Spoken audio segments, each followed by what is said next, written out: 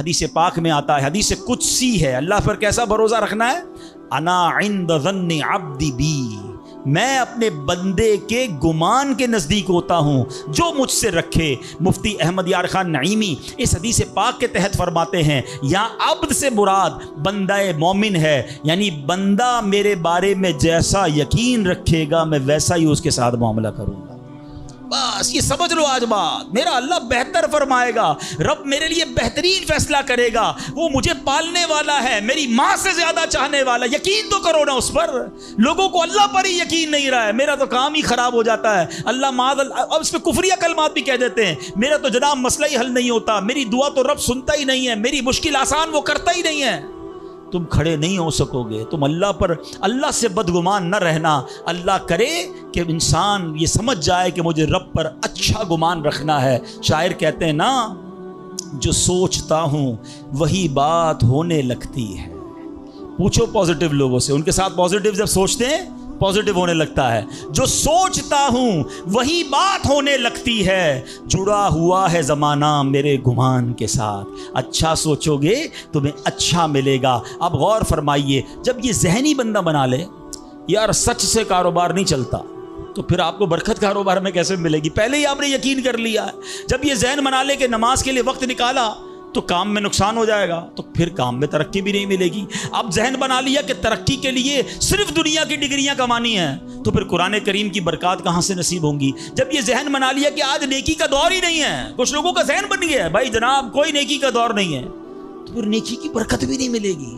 ذہن پازیٹیو رکھیں، ذہن اچھا رکھیں، انشاءاللہ آپ دیکھیں آپ کے ساتھ اچھا ہونا شروع ہو جائے گا۔ میرے پاس وقت کم ہے، ورنہ اس پر تو پوری ریسرچ موجود ہے۔ آپ پازیٹیو سوچتے ہیں تو پازیٹیو انرجیز آپ کی طرف متوجہ ہو جاتی ہیں۔ اب تو سائنس بھی کہتی ہے نیگیٹو سوچتے ہیں تو نیگیٹو انرجیز آپ کی طرف متوجہ ہوتی ہیں، آپ ڈی مورلائز ہونا شروع ہو جاتے ہیں، آپ کے حوصلے ٹوٹنا شروع ہو جاتے ہیں۔ اور جس کو ول پاور کہا جاتا ہے، جس کو اچھا سوچنا کہا جاتا ہے، اگر بندہ یہ کرنا شروع کر دے پھر دیکھیں اس کے کام کیسے بن جاتے ہیں۔ تو اللہ کرے کہ اب یہ بات سمجھ آ جائے کہ ہمیں اپنے رب سے انشاءاللہ یقین حاصل کرنا ہے۔ حضرت خالد بن معدان رحمۃ اللہ تعالی علیہ فرماتے ہیں تعلموا الیقین کما تعلموا القرآن، یعنی یقین کو بھی ایسے ہی سیکھا کرو جیسے قرآن سیکھتے ہو۔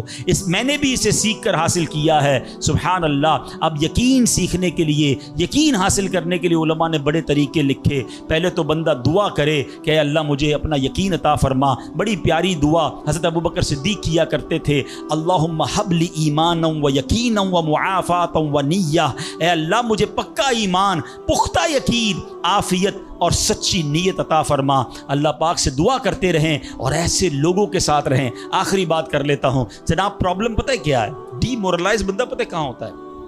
اس کا یقین متزلزل کب ہوتا ہے؟ وہ کیسے شک اور شبے والی لائف میں آ جاتا ہے؟ یہ صحبت سے ملتا ہے۔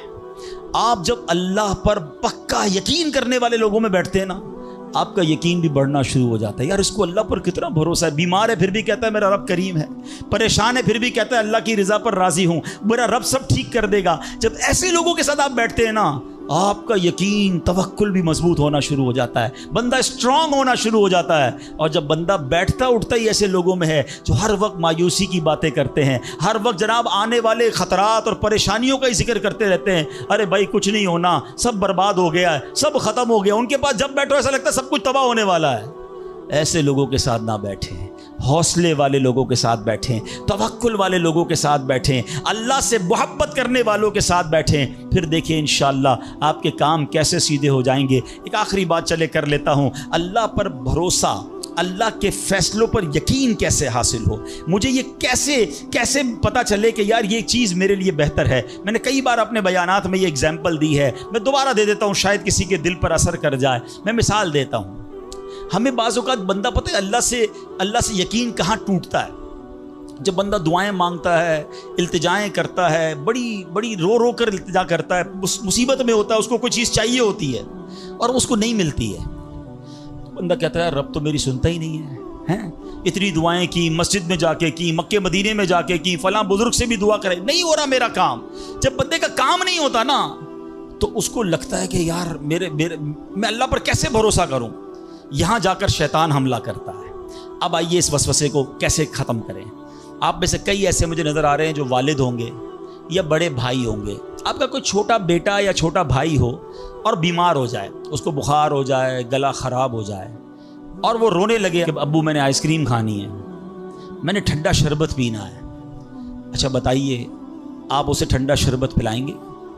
ہیں، وہ رو رہا ہے آپ کے سامنے، آئس کریم کھلائیں گے اسے؟ جواب دیجئے، نہیں، وہ رونے دیں گے آپ اس کو۔ آپ کا ایک دوست برابر میں بیٹھا ہو اور کوئی کہے یار کیسے ظالم ابو ہیں، بچہ رو رہا ہے، دے دینا اسے آئس کریم، تو آپ ایک جواب دیتے ہیں، میں والد ہوں، مجھے پتا ہے اس کو کب کیا دینا ہے۔ ایسا ہی ہے نا؟ اب ذرا دل پر ہاتھ رکھ کے میرا جملہ سننا، تم والد ہو، تمہیں پتا ہے بیٹے کو کب کیا دینا ہے، میرے مالک کو نہیں پتا مجھے کب کیا دینا ہے۔ میں رو رہا ہوں، میں گر گڑا رہا ہوں، میں تڑپ رہا ہوں، وہ نہیں دے رہا، ارے یہی بہتر تھا۔ ہو سکتا ہے کہ میں جو مانگ رہا ہوں مجھے مل جاتا تو وہ میرے لیے اور برا ہوتا۔ علماء کہتے ہیں کسی کا امیر ہونا اس کے لیے اچھا ہے، کیونکہ وہ غریب ہوگا تو وہ ایمان سے متزلزل ہو جائے گا۔ کسی کا غریب ہونا اس کے لیے اچھا ہے، کیونکہ اگر اسے مال دے دیا جائے گا تو اس کا ایمان چلا جائے گا، وہ غلط کاموں میں پڑ جائے گا۔ کسی کو اولاد دینا اس کے لیے اچھا ہے، اور کسی کو بے اولاد رکھنا اس کے لیے اچھا ہے۔ ہو سکتا ہے بیٹا ایسا ہونے والا ہو جو بڑا ہو کے باپ کو ہی مار کے گھر سے نکال دے۔ کیا ہم نے نہیں دیکھے ایسے واقعات؟ ایسی اولاد نہیں دیکھی جو ماں باپ کو قتل کر دیتی ہے؟ لوگ کہتے ہیں اس سے بہتر تو بچہ ہی نہ ہوتا۔ ارے رب بہتر جانتا ہے مجھے کیوں بیٹا نہیں مل رہا، مجھے کیوں بیٹی نہیں مل رہی، مجھے کیوں اولاد نہیں ہو رہی، مجھے کیوں مال نہیں مل رہا، میں اب تک گھر کیوں نہیں لے سکا۔ ہو سکتا ہے میرے رب نے اس کے بدلے میرے لیے بہت ساری نعمتیں رکھی ہوں۔ کاش یہ بات سمجھ آ جائے۔ مجھے ایک بات بتاؤ نا، میری ماں، آپ کی ماں، دنیا میں سب سے زیادہ ہم سے پیار کون کرتا ہے؟ ہماری ماں کرتی ہے۔ کبھی ماں ہمارے لیے غلط فیصلہ کر سکتی ہے؟ نہیں کر سکتی۔ ارے جو ماں میرا اچھا سوچتی ہے، اس ماں کے دل میں جس نے ممتا ڈالی ہے، جو کروڑوں ماؤں سے زیادہ مجھے چاہنے والا ہے، وہ میرے بارے میں کیوں نہ اچھا فیصلہ فرمائے گا۔ کاش یہ یقین آ جائے کہ جو رب نے کیا ہے وہی بہتر کیا ہے۔ سبحان اللہ۔ زندگی کا ایک اصول بنا لو، میرا کام، جب آپ کا کام ہو جائے نا تب بھی کہو اللہ کا شکر ہے، اور جب کام نہ ہو کہو جب بھی اللہ کا شکر ہے۔ میرے لیے یہی بہتر ہوگا۔ آپ مزے میں آ جاؤ گے، اللہ سے دوستی کر لو، اے میرے رب جو تو نے فیصلہ کیا میں اس پر راضی ہوں۔ آپ کسی ٹینشن میں نہیں رہو گے۔ ہمارا پرابلم پتہ ہے کیا ہے؟ ڈیفنس کے لوگوں جانتے ہیں، کبھی گزرتے ہوں گے نا ڈیفنس کی گلیوں سے، یار یہ پلاٹ بہت اچھا مل رہا تھا، 4 سال پہلے یہ ریٹ تھا، میں لے لیتا، آج تو کتنی پرائس ہو گئی، یار وہ گاڑی 1 مہینہ پہلے لینے والا تھا، نہیں لی، گورنمنٹ نے پرائس بڑھا دی، یار یہ فیکٹری میں پہلے خرید لیتا۔ اسی ٹینشن میں رہتے ہیں، یہ کر لیتا، وہ کر لیتا۔ ارے نہیں کیا، نہیں ہوا، وہی میرے لیے بہتر تھا۔ جو رب نے دیا وہی میرے لیے بہتر ہے۔ خدا کی قسم، جس دن اللہ پر بھروسہ سیکھ لیا، رب سے دوستی کر لی، رب کے فیصلوں پر اطمینان تمہیں حاصل ہو گیا، زندگی کے بہت سارے غم ختم ہو جائیں گے۔ جو بھی ہوگا وہ رب کی طرف سے ہے۔ ارے جب حضرت ابراہیم آگ میں ڈالے جا رہے ہیں، جبریل امین آ کے پوچھتے، بتاؤ اے ابراہیم تمہاری کوئی مدد کر سکتا ہوں، کوئی حاجت ہے؟ فرماتے مجھے کوئی حاجت نہیں۔ کہا اللہ سے تو کہہ دو کہ رب دیکھ رہا ہے، اس کا دیکھنا میرے مانگنے سے بہتر ہے۔ ہائے ہائے، اللہ حضرت ابراہیم کے اس یقین کا کوئی ذرہ عطا فرما دے، اس توکل کا کوئی حصہ عطا فرما دے۔ باتیں تو ہم بڑی بڑی کرتے ہیں، مگر جب سر پہ پڑتی ہے، جب کوئی مشکل آتی ہے، پھر ہمارا یقین ہل جاتا ہے۔ اللہ مجھے بھی اور آپ کو بھی اپنی سچی محبت عطا فرمائے، سچا یقین عطا فرمائے، سچا بھروسہ عطا فرمائے۔ اور یقین کریں جس دن رب پر بھروسہ مل گیا، آپ کی مشکل، آپ کی غم کی آگ باغ بننا شروع ہو جائے گی، آپ کی مشکلیں آسان ہونا شروع ہو جائیں گی۔ حضرت ابو مسلم خولانی رحمۃ اللہ تعالیٰ علیہ، ان کو امت کا حکیم کہا جاتا تھا، بڑے کمال کی شخصیت اور بڑے عقل مند اور دانا تھے۔ آپ کے دور میں، آپ یمن میں رہتے تھے اور آپ تابعی بزرگ ہیں۔ تابعی کس کو کہتے ہیں؟ جس نے کسی صحابی کو ایمان کی حالت میں دیکھا ہو اور اس کا خاتمہ بھی ایمان پر ہی ہوا ہو، تابعی۔ سبحان اللہ، وہ تابعی بزرگ تھے، یمن میں رہتے تھے۔ آپ کے دور میں ایک شخص تھا اسود انسی، اس بندے نے معاذ اللہ نبوت کا جھوٹا دعویٰ کر دیا، اور ایک دن زبردستی آپ کو اپنے پاس بلایا اور پوچھا کہ کیا تم گواہی دیتے ہو کہ محمد صلی اللہ تعالیٰ علیہ وسلم اللہ کے رسول ہیں؟ کہا ہاں بالکل، میرے آقا علیہ الصلوۃ والسلام اللہ کے نبی ہیں، سچے نبی ہیں، وہ میرے آقا ہیں، میں ان پر ایمان رکھتا ہوں۔ تو پھر وہ کہتا ہے اچھا یہ گواہی دیتے ہو کہ میں بھی اللہ کا رسول ہوں؟ حضرت ابو مسلم خولانی کہتے ہیں کہ میں نے نہیں سنا تم کیا کہتے ہو، یعنی سنا ہی نہیں اس کی بات، سنی انسنی کر دی۔ اسود انسی کو بڑا غصہ آیا، اس نے فوراً حکم جاری کیا کہ بڑی اور خوفناک آگ جلائی جائے۔ آگ جلائی گئی، ابو مسلم رحمۃ اللہ تعالی کو اس دہکتی آگ میں ڈال دیا جائے، حکم دے دیا۔ آپ کا ایمان ٹس سے مس نہیں ہوا، آپ کھڑے رہے اور آپ کو اٹھا کر آگ میں ڈال دیا گیا۔ سبحان اللہ، جس رب نے حضرت ابراہیم کے لیے آگ کو ٹھنڈا کیا تھا نا، گلزار کیا تھا، ابو مسلم خولانی رحمۃ اللہ تعالی کے لیے بھی وہ آگ سلامتی والی ہو گئی، بالکل صحیح سلامت آگ سے باہر آ گئے۔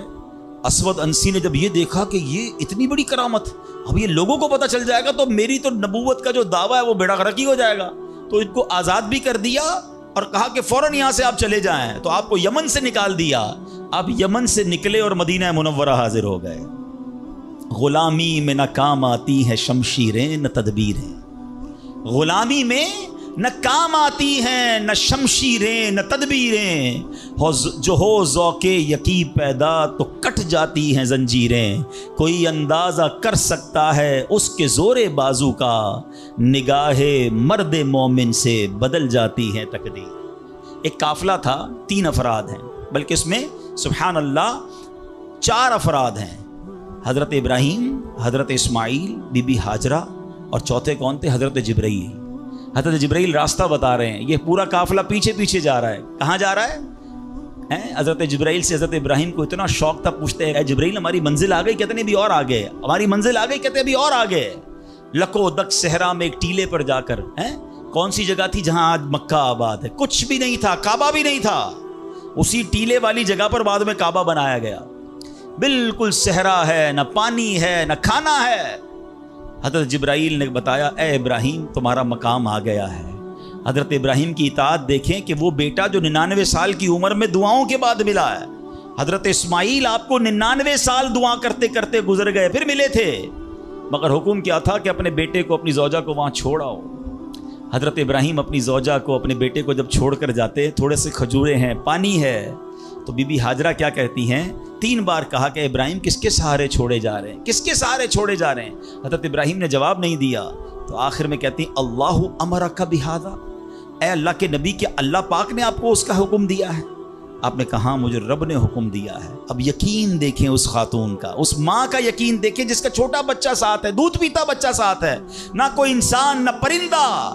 مگر جب حضرت ابراہیم نے کہا نا کہ ہاں رب کا حکم ہے، تو کیا کہا؟ اے اللہ پاک کے نبی، اگر یہ اللہ پاک کا حکم ہے تو پھر آپ خیر سے جائیں، اللہ ہمیں ضائع نہیں کرے گا۔ رب کا حکم ہے نا، پھر کھانا بھی اسی نے دینا ہے، پانی بھی اس نے دینا ہے، ہماری حفاظت بھی اسی نے کرنی ہے۔ آئے ہائے، یقین کیسا تھا کہ وہ رب رحمان قدرتوں والا ہے۔ اللہ وہ ہے جو مردے سے زندہ نکال سکتا ہے، اللہ وہ ہے جو دن سے رات کو بناتا ہے، رات سے دن کو بناتا ہے، اللہ پاک وہ ہے جو بنجر زمین کو سرسبز و شاداب بنا دیتا ہے، یہ وہی رب ہے جو صحرا سے چشمے نکال دیتا ہے۔ اللہ پر یقین تھا کہ اگر پانی نہیں تو کیا ہوا، پانی بھی اسی کی نعمت ہے، وہی عطا فرمانے والا ہے۔ ارے یہاں کھانا نہیں تو کیا ہوا، رزق دینے والا تو موجود ہے، سبحان اللہ۔ اور ایسا ہی ہوا، کہا اب خیر سے جائیے، اللہ ہمیں ضائع نہیں کرے گا۔ کیا خوبصورت شعر ہے نا، یقین مثل خلیل آتش نشینی، یقین مثل خلیل آتش نشینی، یقین اللہ مستی خود گزینی، سن اے تہذیب حاضر کے گرفتار، غلامی سے بدتر ہے بے یقینی۔ کیا ترجمہ ہوا اس کا معنی کیا ہوا؟ یقین کیا ہے؟ حضرت ابراہیم کی طرح بے خطر، بغیر ڈرے آگ میں کود جانے کا نام یقین ہے۔ یقین کیا ہے؟ محبت الہی میں غرق ہو جانا اور اپنے آپ کی اصلاح میں لگ جانا یقین ہے۔ اے دور حاضر کی تہذیب کے دیوانوں، بے یقینی جو ہے وہ غلامی سے بھی بری چیز ہے۔ آج بے یقینی کی فضا کیسی ہے، یقین ہی نہیں ہے کسی کو، تذبذب، ٹینشن، اللہ پر، دین پر، اپنے دنیا کے معاملات پر یقین ہی نہیں ہے کسی کو، ہر وقت فکروں میں گھرا ہوا ہے۔ اے میرے پیارے اسلامی بھائیوں، آج غربت عام ہے، مشکلات ہیں، ہر دوسرا آدمی مشکلات میں پھنسا ہوا ہے، لڑائی جھگڑے ہیں، نا اتفاقی ہے، دنیا میں کئی جگہ تو مسلمان بیچارے ظلم و ستم کا شکار ہیں۔ اللہ پاک ان کی غیب سے مدد فرمائے۔ الحمدللہ مسلمانوں نے तारीख में शानदार कारनामे सर अंजाम दिए हैं। अल्लाह करीम ने मुसलमानों को बड़ी शान और शौकत से नवाजा है, मगर अब हालात किसी और तरह के चल रहे हैं। कभी गौर किया इसकी वजह क्या है? इस पर तज्जिया किया जाए तो एक बड़ी वजह सामने ये आती है कि मुसलमानों में बेयकीनी बढ़ा दी गई है। प्यारे आका मक्की मदनी मुस्तफ़ा सल्लल्लाहु अलैहि वसल्लम का ज़रा फरमान सुनिए। मशहूर सहाबी हज़रत अबू हुरैरा रज़ियल्लाहु तआला अन्हु इस हदीस के रावी हैं। रसूल ज़ीशान मक्की मदनी सुल्तान सल्लल्लाहु अलैहि वसल्लम ने फरमाया, मा अखाफ अला उम्मती इल्ला दअफल यकीन। आका फरमाते मुझे अपनी उम्मत पर खौफ नहीं है मगर यकीन की कमजोरी का, यानी और कोई खौफ नहीं है। ये उम्मत ऐसा नहीं होगा कि शिर्क में मुब्तला हो जाएगी।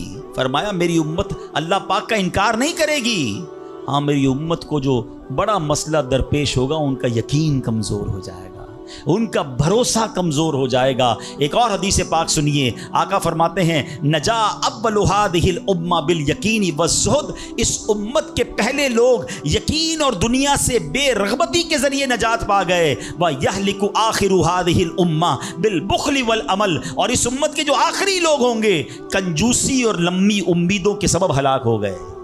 पहले वाले यकीन की वजह से कामयाब हो गए। कैसा यकीन था? 313 थे ना, मगर भरोसा रब पर कैसा था कि फरिश्तों की फौज मदद के लिए आ जाती है।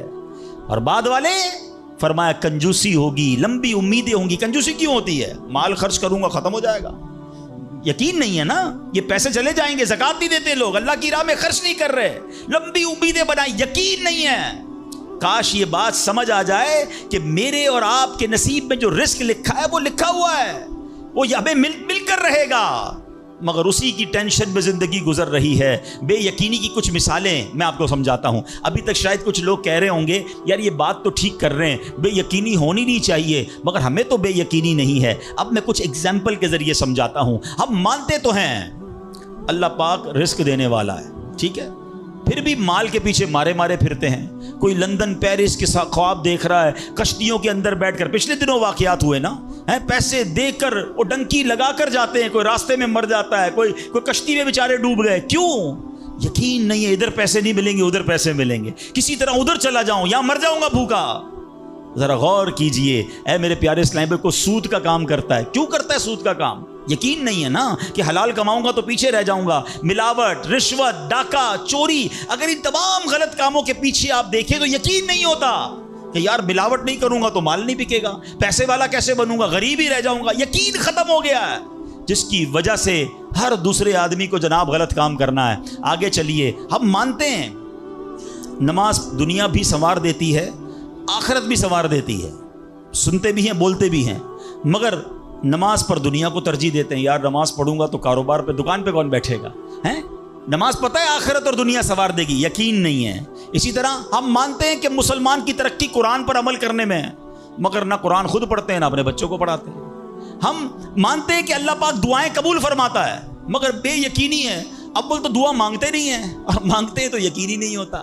अब यकीन करें, उलमा ने लिखा है कि जो बंदा बगैर यकीन के साथ दुआ मांगता है ना, उसकी दुआ कबूल ही नहीं होती है। यानी मिसाल देता हूं, आप बीमार हैं या परेशान हैं या कोई मुश्किल में हैं, दुआ करते हुए ये ख्याल आ रहा है यार मसला हल होना तो नहीं है, चलो फिर भी मांग लेते हैं। उलमा कहते हल ही नहीं होना है, तुम्हें रब पर ही भरोसा नहीं है, हैं? अब मिसाल देता हूं इसको एक बिला तमसील। आपका कोई मुलाजिम है, उसको पैसों की ज़रूरत है, और वो आपके पास आके कहता है साहब 5,000 रुपये की ज़रूरत है, मुझे लगता तो नहीं आप देंगे, चलें फिर भी आपसे मांग ही लेता हूँ। आप बताएं आप उसको पैसे देंगे या डांट देंगे कि जब तुम्हें मुझ पर यकीन ही नहीं है तो आए क्यों मेरे पास, मुझे लगता तो नहीं आप मेरी मदद करेंगे, चले फिर भी आपसे कह देता हूँ मेरी पहले ही आपने उस बंदे को नाराज़ कर दिया ना। हम कहते नहीं हैं, मगर हमारी बेयकीनी ये कह रही होती है और अल्लाह से दुआ कर रहे होते हैं कि अल्लाह मुझे उम्मीद तो नहीं तू देगा, फिर भी मैं मांग रहा हूँ। तौबा तौबा तौबा। यकीन पता है कैसे काम करवाता है? एक बड़ा प्यारा वाकया है। एक गांव में बारिश नहीं हो रही थी और लोग प्यासे मर रहे थे, कई साल हो गए बारिश नहीं हो रही थी।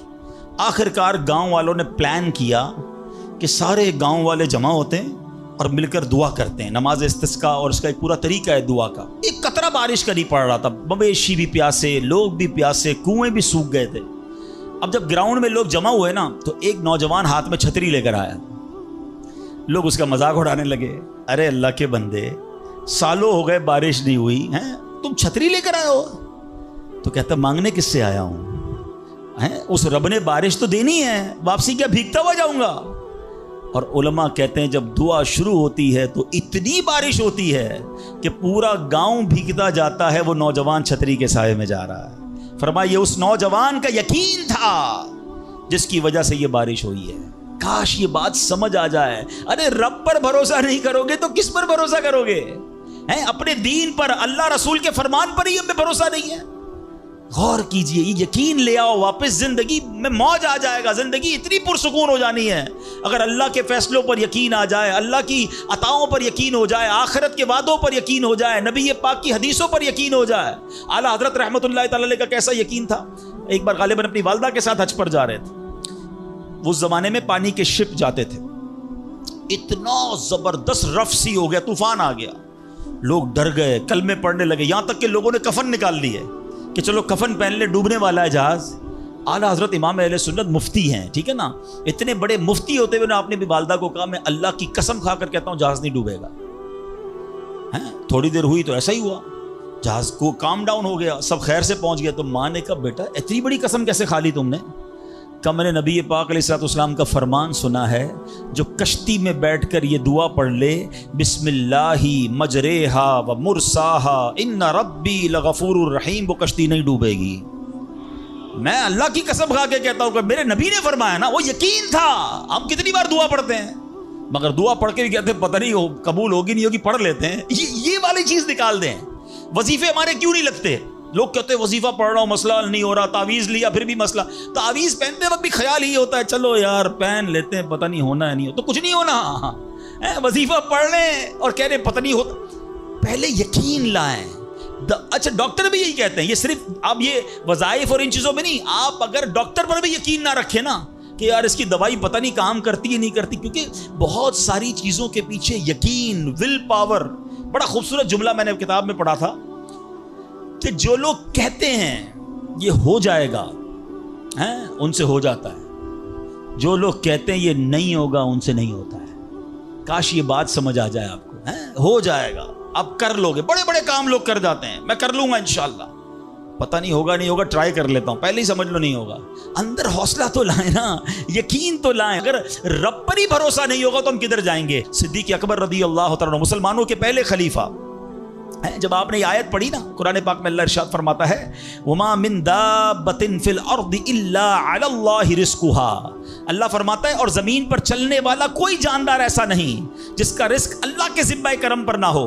آپ فرماتے کہ جب سے میں نے یہ آیت پڑھ لی خدا کی قسم میں نے روزی کی فکر کرنا چھوڑ دی ہے, کہ جب اللہ نے ہر کسی کا رزق اپنے ذمے پہ لے لیا تو مجھے کس بات کی ٹینشن ہے. کاش ہمیں یہ بات سمجھ آ جائے کہ ہمیں اب ذرا غور کریں. ابھی یہ اجتماع ختم ہوگا, اگر میں آپ سب کو کہوں کہ بتائیں آپ کے لیے کیا دعا کروانی ہے تو تقریباً 70-80% لوگوں نے پتہ کیا کہنا ہے, حضور روزی میں برکت کی دعا کر دیں, کاروبار میں برکت کی دعا کر دیں, نوکری نہیں لگ رہی اس کی دعا کر دیں. میں نہیں کہتا یہ دعا نہیں کرنی چاہیے, اللہ سے نہیں مانگیں گے تو کس سے مانگیں گے؟ لیکن کوئی تو کہے کہ میری ایمان پر موت کے لیے دعا کر دیں, میری قبر جنت کا باغ بن جائے اس کے لیے دعا کر دیں, میں آخرت میں جاؤں تو اللہ مجھ سے راضی ہو جائے اس کے لیے دعا کر دیں. فرق دیکھیں, میری اور آپ کی ٹینشن کیا ہے؟ دنیا, روزی, مال, حالانکہ اس کا وعدہ ہے دانے دانے پر لکھا ہے کھانے والے کا نام, مجھے مل کر رہے گا. مگر اللہ نے مغفرت کا وعدہ نہیں کیا ہے. اس کی دعا کہاں ہے؟ اس کی ٹینشن کیوں نہیں ہے؟ ایسے کئی لوگ مجھے بھی ملے, آپ کو بھی ملے ہوں گے, یار رات کو نیند نہیں آ رہی, کیوں؟ بس یار کاروبار کی ٹینشن بہت ہے. کبھی زندگی میں ایک رات میری اور آپ کی ایسی گزری کہ اس ٹینشن میں نیند نہ آئی ہو کہ قبر میں جاؤں گا تو قبر جنت کا باغ بنے گی یا دوزخ کا گھڑا بنے گی؟ کلمے والی موت ملے گی کہ نہیں؟ جنت میں جاؤں گا یا دوزخ میں جاؤں گا؟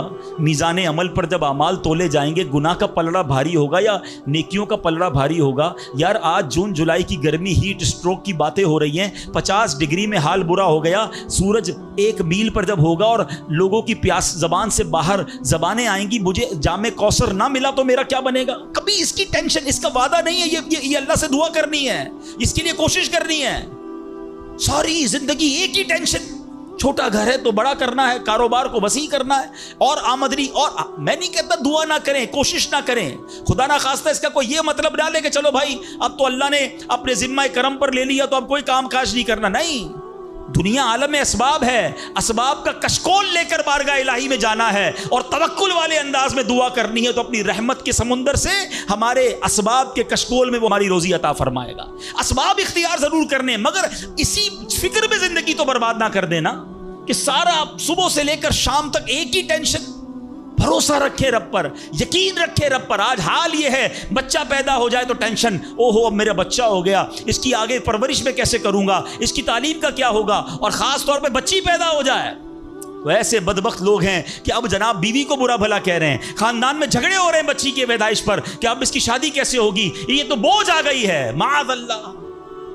سمجھ نہیں آتی کہ جس رب نے بچی دی ہے انشاءاللہ رزق بھی وہی دے گا، اسباب بھی وہی دے گا. ارے جب اس نے مجھے پالا ہے وہ اس کو بھی پالے گا. کیا خوبصورت بات علماء نے لکھی، جو رب ہاتھی کو من اور چونٹی کو کن دے سکتا ہے وہ مجھے بھی میرا رزق عطا فرمائے گا. آپ ذرا سوچے تو صحیح، کس کس کو رزق دیتا ہے.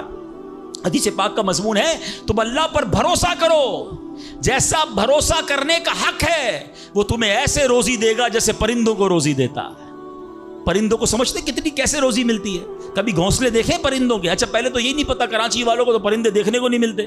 ہم نے درخت کاٹ کے پورا شہری کنکریٹ کا جنگل بنا دیا. ورنہ یہ پوچھے بزرگوں سے، ہم بھی چھوٹے تھے تتلیاں بھی دکھتی تھیں، صبح مدرسے اسکول جاتے تھے تو کوئل کی آواز بھی آتی تھی. اب تو کراچی والوں کے ہارن کی آواز آتی ہے ہم کو. اب تو یہ پرندے بھی چلے گئے. کہاں چلے گئے؟ ہم نے درخت کاٹے، ہمیں اندازہ ہی نہیں کہ درخت ہے کیا. آج گاڑی پارک کرنے کے لیے ہر بندہ درخت کا سایہ ڈھونڈ رہا ہے مگر درخت لگاتا نہیں ہے. کاش یہ بات سمجھ آ جائے کہ جتنے درخت لگتے جائیں گے شہر یا ملک خوشگوار بھی ہوگا، موسم بھی کول ڈاؤن ہو جائے گا. یہ جو آج ہم کہتے ہیں نا اتنی گرمی بڑھتی جا رہی ہے، اس کی ایک بڑی وجہ یہ ہے، یہ میرا موضوع نہیں ہے، لیکن جو موسم کا تغیرات، کلائمیٹ ڈس آرڈر ہے. کاش یہ بات سمجھ آئے کہ پلانٹیشن نہیں ہم کر رہے، ہم پودے نہیں لگاتے بلکہ پودے کاٹ دیتے ہیں. کتنے درخت کاٹے، کتنے جنگل ختم کر دیے ہم نے. الحمدللہ دعوت اسلامی کا شعبہ FGRF، اب پلانٹیشن ہم کرتے چلے جا رہے ہیں. 30 لاکھ پودے لگائے مگر یہ تھوڑے ہیں. کاش میری یہ بات لوگ سن رہے ہوں کہ اگر آپ نے اپنے آنے والی نسلوں کو خوشگوار موسم دینا ہے، اچھے حالات دینے ہیں، ٹھنڈی چھاؤں دینی ہے، آکسیجن کی فیکٹریاں دینی ہیں، تو ہم سب کو کم از کم ایک پودا لگانا چاہیے. 24 کروڑ پاکستانی سب صرف ایک پودا لگائیں اور اس پودے کو درخت بنائیں. صرف پودے کو بچے کی طرح پالیں. آپ یقین کریں ہمارا ملک ایک پورا ملکی باغ بن جائے گا. تو اب ذرا سوچیں کہ ہمیں یہ بات سمجھنی ہے کہ یہ گھونسلے، یہ جو حدیث میں سنا رہا تھا بات کہاں سے چلی کہ اللہ پرندوں کو کیسے رزق دیتا ہے. آپ کو پتہ پرندے کتنے؟ ایک تحقیق کے مطابق اس دنیا میں جتنے انسان ہوتے ہیں نا ملٹی پلائی بائی 10 جانور ہوتے ہیں. اگر 800 کروڑ انسان ہیں، 8 ارب کے قریب آبادی ہو گئی دنیا کی، 800 کروڑ 8 ارب، تو آپ سمجھو کہ 80 ارب جانور ہیں دنیا میں. اور کہا جاتا ہے ملٹی پلائی بائی 10 کریں اس کو تو اتنے پرندے ہوتے ہیں. یعنی اس کا مطلب 800 ارب کم و بیش پرندے ہیں دنیا میں. آپ نے پرندوں کے گھونسلے دیکھے کبھی؟ یہ جب گھر سے صبح اڑتے ہیں نا اپنے گھونسلے سے، سب کے پیٹ خالی ہوتے ہیں.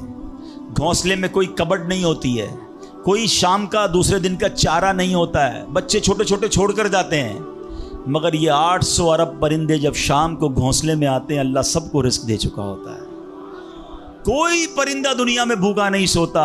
کیا خوبصورت بات. سمجھو اس کا مزہ لو نا. رب ہاتھی کو من دیتا ہے، اس کو ہاتھی کو کتنا کھانا چاہیے؟ دنیا میں کتنے ہاتھی ہوں گے؟ اس کو روز کے منو کھانا مل جاتا ہے. اور چونٹی کو کن چاہیے ہوتا ہے چھوٹا سا، وہ رب اس کو کن بھی دے دیتا ہے، پرندوں کو روزی دے دیتا ہے. اور جو اشرف المخلوقات ہیں وہ ٹینشن کھا رہے ہیں، وہ کبھی بلڈ پریشر کی گولی تو کبھی شوگر کی گولی، کبھی ڈاکٹر کے پاس. ٹینشن بہت ہے ڈاکٹر صاحب 2 سال بعد کیا ہوگا، مارکیٹ ڈاؤن. ارے بھائی تب سب چیزوں کا وعدہ ہے اور تم اس ٹینشن میں رہ گئے. ارے یہ کوشش کرنی تھی تو آخرت کی کرنی تھی، اللہ کو راضی کرنے کی کرنی تھی. لیکن ان تمام باتوں کے باوجود جیسے میں نے کہا نا کہ چھوڑنا نہیں ہے کام کاج. کچھ بے وقوف لوگ یہ سمجھ رہے ہوتے ہیں ایسا نہیں ہوگا. بڑی خوبصورت ایک بات اور کر دوں کہ اللہ پر بھروسہ کیسا کرنا ہے. ایک صوفی بزرگ شیخ سعدی لکھتے ہیں کہ ایک شخص تھا گھر سے محنت مزدوری کے لیے کام کاج کے لیے نکلا. اس نے دیکھا کہ ایک لومڑی ہے، اندھی ہے، اپاہج ہے، نہ دیکھ سکتی ہے نہ چل سکتی ہے. وہ حیران ہو گیا, ہاتھ پیر بھی نہیں, آنکھیں بھی نہیں, یہ لومڑی کھاتی کہاں سے ہے, چیک کرتا ہوں. تھوڑی دیر بیٹھا تو ایک شیر آیا. شیر نے کہیں سے شکار کیا تھا, وہ اپنا شکار لومڑی کے آگے ڈال دیا. اندھی لومڑی, اس نے جو کھانا تھا کھایا, باقی شیر لے کے چلا گیا.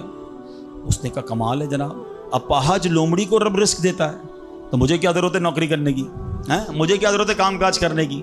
جا کے بیٹھ گیا مسجد میں, 3 دن ذکر کرتا رہا, عبادت کرتا رہا, ایک دانہ کھانے کو نہیں ملا. اللہ اللہ اللہ اللہ کر رہا ہے. اس کے بعد جب بھوک سے بحال ہو گیا تو اللہ سے فریاد کی, یا اللہ مجھے کوئی رزق نہیں ملا. کیا شاندار ارشاد ہوتا ہے, ابھی کیسا زبردست جملہ ہے. ارشاد ہوا تو نے لومڑی دیکھی ہے, شیر نہیں دیکھا. لومڑی کیوں بننا ہے, شیر بننا, اپنا رزق بھی کما اور دوسرے کو کھلانے والا بن جا. کچھ لوگ سمجھتے مجھے کوئی اور کھلا ہے, میرا بھائی کما رہا ہے, میں گھر میں بیٹھا مزے کرتا رہا ہوں. نہیں, فرمایا ایک بلکہ واقعہ آتا ہے, ایک بزرگ کے بارے میں آتا ہے. ایک شخص گیا, کہا میں نمازیں پڑھ رہا ہوں, عبادت کرتا ہوں, میرا بھائی مجھے سپورٹ کرتا ہے, وہ روزی کماتا ہے. فرمایا تیرا بھائی تجھ سے زیادہ افضل ہے.